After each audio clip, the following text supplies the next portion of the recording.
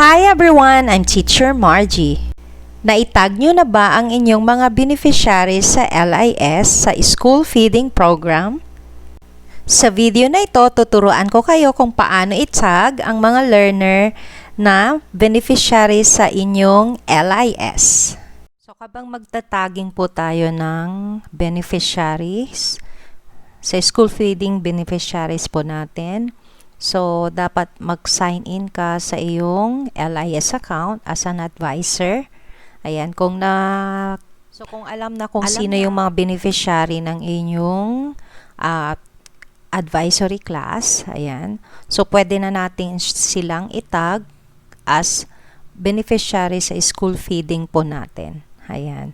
So, dito sa screen po natin sa inyong section, ayan. So, i-click lang yung select tagging.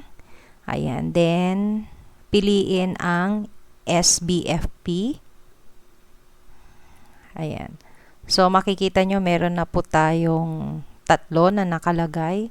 Pero, may idadagdag pa ako kasi 4 ang beneficiary ng aking advisory. So, kapag ganyan, ang nakalagay dyan, yan yung mga naitag na as beneficiaries. Pero pag may hindi pa kayo naitag or additional na naitatag po ninyo as beneficiary, ganito lang yung gawin ninyo.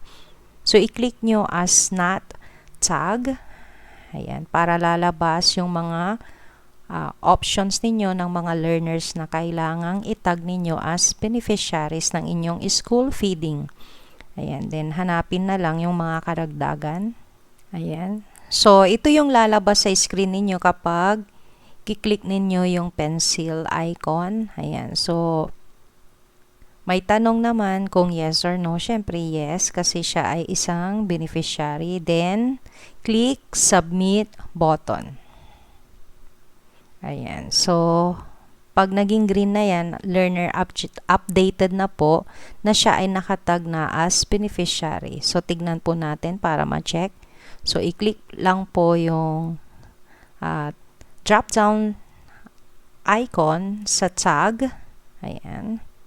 Then, ayan na. So, makikita nyo na lahat ang mga beneficiaries nyo sa school-based feeding program beneficiary ng inyong paaralan. Ayan. So, ganun lang po kadali ang pagtatag ng mga beneficiary sa school feeding. So, sana nakatulong itong video na ito para magawa nyo na rin at maitag ang mga beneficiaries ninyo sa inyong LIS.